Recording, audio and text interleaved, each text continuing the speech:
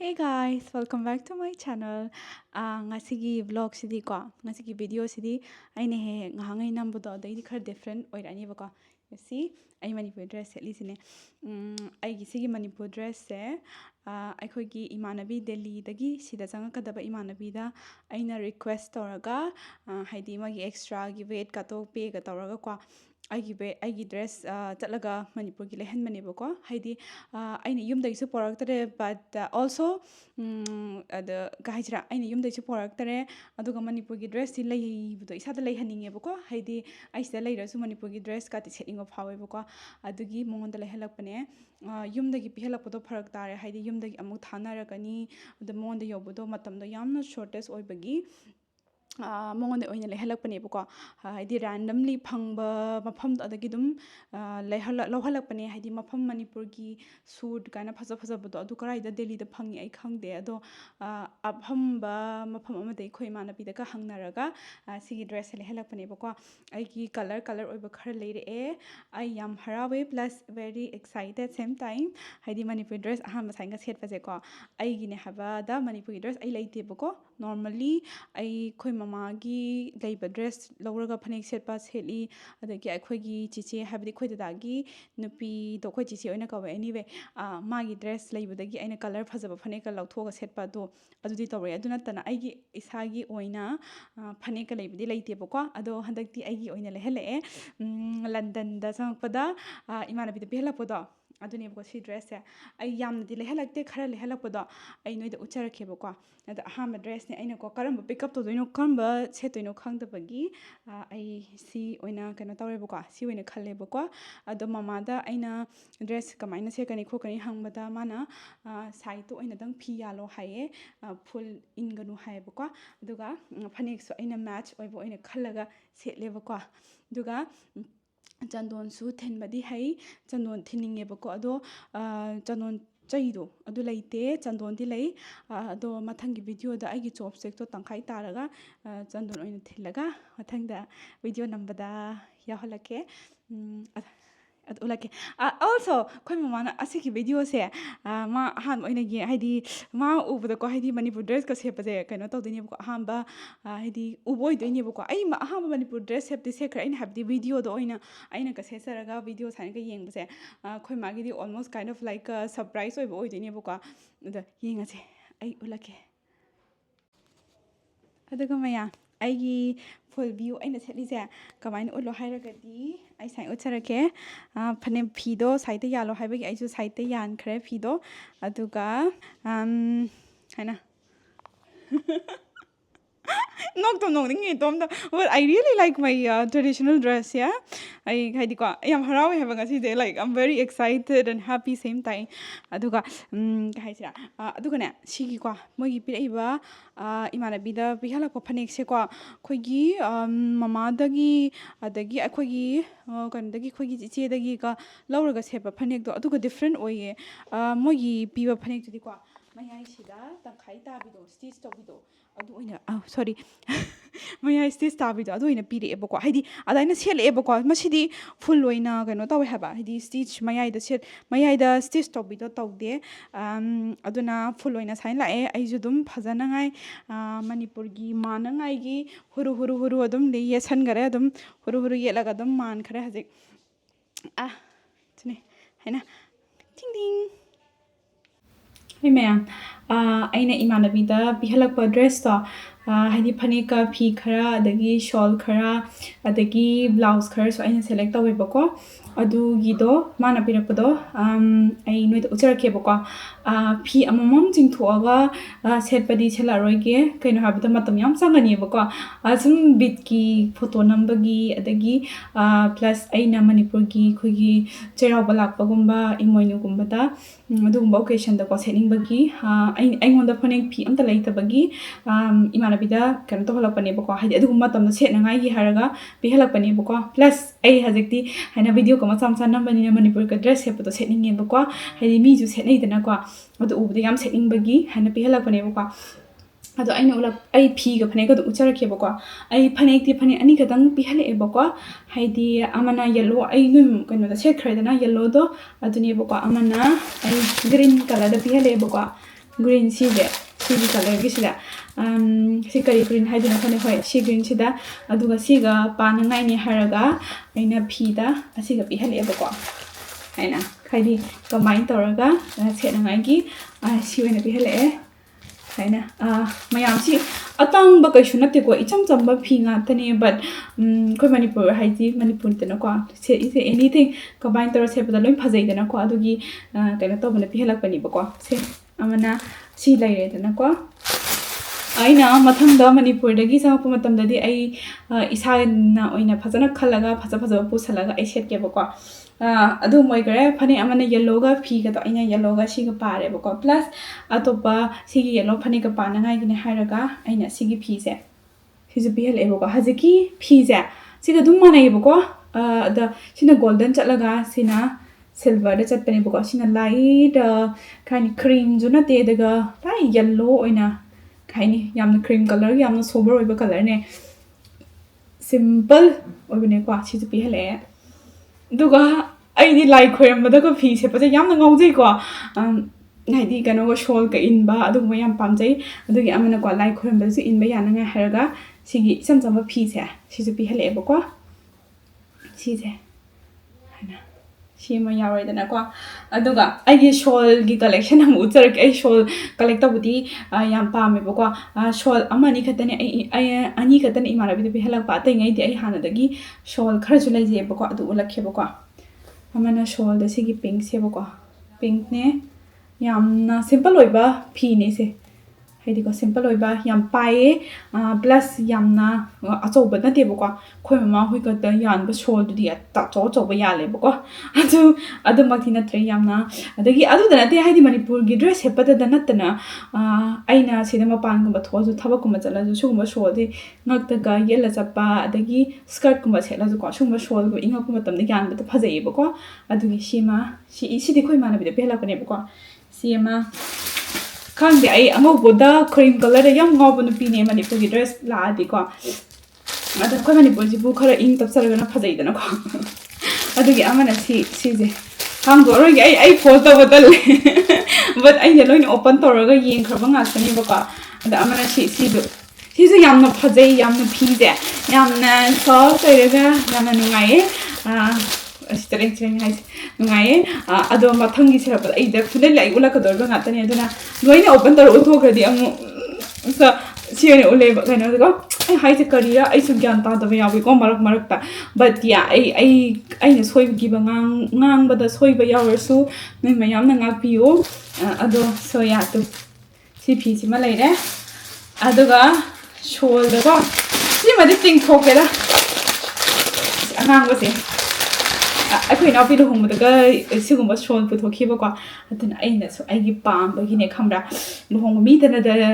sigum ba ga no tong ni set kan ni hai ba lai te lu hong da mi ju set pa yai da na ko atuna ai na to si je full work na te simple oina si ju ga ni ai gi video nam na ngai gi chen ma ne se ai gi lu hong ba kan da di full work oina ga no tong ke in gi but si pha ni ko na ila kanda adugi sima bihala si julo ilake video da aina whenever I wear I video na make ko si adug ama aina khwai pamba to si je ama na si je ko si je yamna soft over phi din ko si je hana work toroga pasmina kai haiger si je adugumba show do ni hana udabro khong de but ying bio somehow ding hazabane yamna soft oiba ngatani aina pamba ngatani si ma le dra adugo ko ai di si kai haidino khangde but ya si ma phane amane bu aina like khamba kanda thena ngai gi adu aina khoi mama da su ma phane ai ju phi khamba khangde haide bu ko do moi gi dairam ba to khala lak pane bu ko ma si ma je manipur gi phane ta har ga yamna really se daram ba ahan jingna but adu shu pi hale ba ko haidi khangde se na ngai gi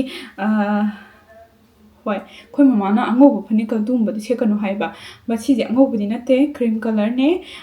ꯁꯦꯠꯄ ꯀꯥꯏꯂꯣꯏꯗꯕ ꯃꯥꯜꯂꯦ ꯀꯣ ꯃꯃꯥ ꯅꯪ anyway ꯑꯩꯒꯤ ꯚꯤꯗꯤꯑꯣꯁꯦ ꯅꯪꯅ ꯌꯦꯡꯗꯣꯔꯕꯅꯤꯅ ꯅꯪꯅ ꯍꯥꯏꯔꯛꯑꯣꯕꯀꯣ ꯁꯤ ꯃꯆꯨꯁꯤꯅꯦꯕꯀꯣ white colour ꯅꯠꯇꯦ ꯁꯤ ꯀ꯭ꯔꯤꯝ ꯀꯂꯔꯅꯦ ꯑꯗꯨ ꯁꯦꯠꯄ ꯌꯥꯕ꯭ꯔꯥ ꯌꯥꯗꯕ꯭ꯔꯥ ꯅꯪꯅ ꯋꯥꯏꯠ ꯀꯂꯔ ꯁꯦꯠꯀꯅꯨ ꯍꯥꯏꯕꯗꯣ ꯑꯗꯨꯒꯤꯅꯦꯕꯀꯣ ꯑꯗꯨꯒ ꯑꯩꯅ ꯕ꯭ꯂꯥꯎꯁ ꯇꯞꯄꯦ ꯍꯥꯏꯕꯗꯣ ꯑꯩ ꯃꯊꯪ ꯑꯣꯜꯂꯛꯀꯦꯕ ꯕ꯭ꯂꯥꯎꯁ ꯃꯆꯨꯒꯥꯁꯦ ꯑꯌꯥꯛꯄꯤ ꯉꯥꯛꯇꯅꯦ ꯍꯥꯟꯅ ꯁꯤꯗꯤ ꯑꯩꯅ ꯀꯩꯅꯣ ꯇꯧꯕꯗ ꯍꯥꯟꯅ ꯀꯩꯅꯣ ꯇꯧꯈ꯭ꯔꯕꯅꯦꯕꯀꯣ ꯁꯨꯃꯥꯏꯅ ꯆꯞ ꯃꯥꯟꯅꯕ ꯑꯗꯨ ꯁꯤ ꯕ꯭ꯂꯥꯎꯁꯁꯦ ꯁꯤ ꯑꯃ ꯄꯤꯍꯜꯂꯛꯑꯦ ꯑꯃ ꯆꯞ ꯃꯥꯟꯅꯕꯤꯗꯀꯣ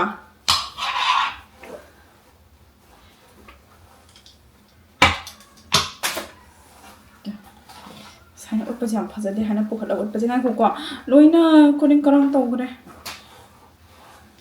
ꯑꯃꯅ ꯁꯨꯃꯥꯏꯅ ꯇꯧꯋꯦꯕꯀꯣ ꯑꯩꯅ ꯎꯠꯂꯤꯁꯦ I don't know ꯁꯨꯝ ꯍꯥꯏꯅ ꯁꯤꯒꯤ ꯃꯆꯨꯒꯤꯗꯀꯣ ꯁꯨꯃꯥꯏꯅ ꯇꯧꯋꯦꯕ ꯑꯩꯗꯤ ꯇꯤꯡꯊꯣꯛꯑꯒ ꯁꯨꯃꯥꯏꯅ ꯎꯠꯄꯁꯦ ꯀꯃꯥꯏꯅ ꯎꯠꯇꯣꯏꯔꯣ ꯈꯪꯗꯦ ꯕꯠ ꯌꯥ ꯍꯥꯏꯅ ꯑꯩ ꯎꯠꯄ ꯍꯩꯇꯔꯦ ꯍꯥꯏꯅ ꯇꯧꯋꯦꯕꯀꯣ ꯁꯤꯒꯤꯁꯨ ꯃꯆꯨ ꯌꯥꯝ ꯐꯖꯩ ꯀꯤꯅꯤꯡ ꯉꯥꯜꯂꯒ ꯑꯦꯅꯤ ꯗ꯭ꯔꯦꯁꯀ ꯍꯥꯏꯗꯤ ꯀꯝꯕꯥꯏꯟ ꯇꯧꯔꯒ ꯁꯦꯠꯄ ꯌꯥꯕ ꯕ꯭ꯂꯥꯎꯁ ꯑꯣꯏꯗꯣꯏꯅꯦ ꯁꯤꯁꯦ ꯑꯩ ꯎꯠꯄ ꯍꯩꯇꯔꯦ ꯕꯠ ꯗꯦ ꯑꯗꯨꯝ ꯌꯦꯡꯕꯤꯔꯣ ꯍꯥꯏꯅ ꯀꯤꯅꯤꯡ ꯉꯥꯛꯇꯅꯤꯀꯣ ꯑꯩ ꯈꯔ ꯀꯤꯅꯤꯡꯁꯦ ꯄꯥꯝꯖꯩ ꯍꯥꯏꯇꯥꯔꯦ ꯑꯗꯨꯒ ꯋꯥꯏꯠ ꯀꯂꯔꯗꯁꯨꯀꯣ ꯍꯥꯏꯗꯤ ꯂꯥꯏ ꯈꯣꯏꯔꯝꯕꯗ ꯀꯩꯀꯩ ꯁꯦꯠꯅꯉꯥꯏꯅꯤ ꯑꯦꯅꯤ ꯑꯣꯀꯦꯁꯟꯗ ꯁꯦꯠꯄ ꯌꯥꯏꯗꯅ ꯑꯗꯨꯒꯤ ꯑꯃꯅ ꯋꯥꯏꯠ ꯀꯂꯔꯗ ꯄꯤꯍꯜꯂꯛꯑꯦꯕꯀꯣ ꯍꯥꯏꯅ ꯑꯩ ꯀꯃꯥꯏꯅ ꯎꯠꯇꯣꯏꯅೋ ꯑꯩ ꯈꯪꯗꯦ ꯍꯥꯏꯅ ꯋꯥꯏꯠ ꯀꯂꯔꯒꯤ ꯑꯃꯅ ꯋꯥ ꯂꯣꯏꯅ ꯇꯦꯡꯒꯜ ꯇꯧꯔꯦ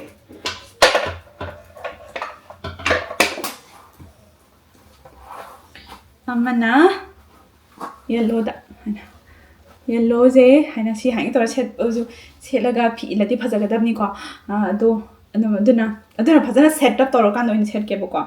ꯍꯧꯖꯤꯛꯀꯤꯗꯤ ꯕ꯭ꯂꯣꯛꯀꯤ ꯁꯦꯝꯕꯒꯤ ꯍꯥꯏꯅ ꯏꯆꯝ ꯆꯝꯕ ꯀ꯭ꯂꯣꯠꯁ ꯑꯣꯏꯅ ꯑꯄꯥꯕ ꯀꯣꯇꯟꯒꯤꯒ ꯂꯤꯠꯂꯒ ꯁꯨꯃꯥꯏꯅ ꯇꯧꯕꯁꯤꯅ ꯑꯩꯉꯣꯟꯗꯁꯨ ꯀꯝꯐꯣꯔꯇꯦꯕꯜ ꯑꯣꯏꯖꯩꯑꯕꯀꯣ ꯕ꯭ꯂꯥꯎꯁꯁꯤꯗꯗꯤ ꯈꯤꯇꯪ ꯈꯔ ꯑꯦꯗꯖꯁט ꯇꯧꯅꯕ ꯈꯣꯠꯄ ꯌꯥꯎꯕꯒꯤ ꯈꯔ ꯀꯝꯐꯣꯔꯇꯦꯕꯜ ꯑꯣꯏꯗꯕ ꯌꯥꯏ ꯑꯗꯨꯒꯤ ꯀꯩꯅꯣ ꯇꯧꯕꯅꯦ ꯕꯠ ꯎꯔꯦꯗꯅ ꯀꯃꯥꯏꯅ ꯎꯠꯇꯣꯏꯅꯣ ꯑꯩ ꯈꯪꯗꯦ ꯑꯗꯨꯝ ꯌꯦꯡꯉꯣ ꯇꯨ ꯀꯂꯔꯁꯇꯣ ꯁꯤ ꯑꯃ yellow again I will show okay because I love my blouses ꯃꯁꯤꯒꯤ ꯑꯃꯅ white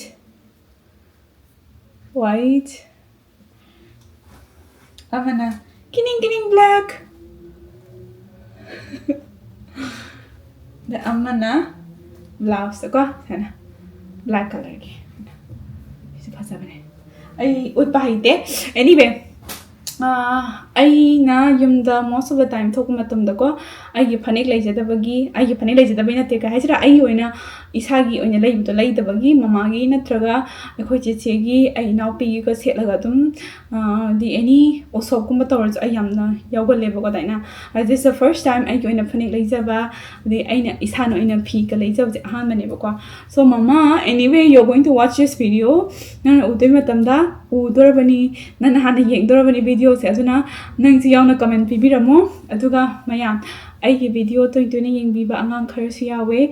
ꯀꯃꯦꯟ ꯐꯖꯅ ꯄꯤꯔꯛꯑꯦ ꯍꯥꯏꯗꯤ ꯁꯤꯟꯗ꯭ꯔꯦꯂꯥ ꯀꯥꯏꯅ ꯁꯤꯟ ꯑꯗꯨꯗ ꯅꯠꯇꯦ ꯑꯩꯈꯣꯏꯒꯤ ꯃꯟꯖꯤꯒꯤ ꯃꯃꯥꯟꯅꯕꯤꯁꯤꯡ ꯑꯗꯨꯒ ꯃꯇꯝ ꯍꯨꯏꯚꯔ ꯑꯩꯒꯤ ꯁꯕꯁꯀ꯭ꯔꯥꯏꯕꯔꯁꯤꯡꯅꯀꯣ ꯅꯣꯏꯒꯤ ꯃꯇꯝ ꯀꯥꯏꯊꯣꯛꯑꯒ ꯌꯥꯝꯗ꯭ꯔꯁꯨ ꯑꯩꯒꯤ ꯚꯤꯗꯤꯑꯣ ꯌꯦꯡꯕꯤꯕꯁꯦ ꯑꯩ ꯌꯥꯝ ꯍꯔꯥꯎꯋꯦ